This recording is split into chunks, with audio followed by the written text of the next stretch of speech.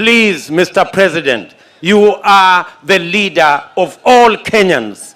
The people of Kenya as president, you are the leader of all the people of Kenya.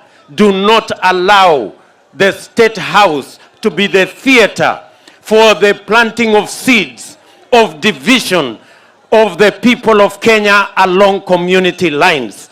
Don't allow State House to be used as the theater for dividing the people of Kenya along ethnic lines.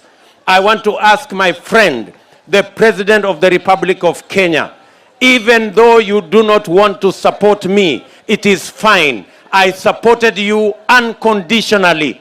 My friend, Mr. President, please do not allow State House, do not allow the office of the President to be the arena where falsehood, where propaganda, where negative ethnicity is being propagated against me as your deputy. I supported you when your friends, the friends you have today, were against you. Please, I am asking for very little.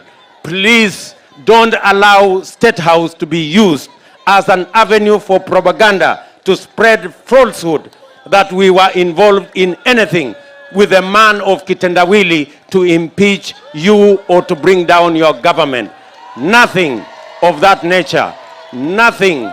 And you know it, my friend, Mr. President. You know it, that it is not true. You know it is false.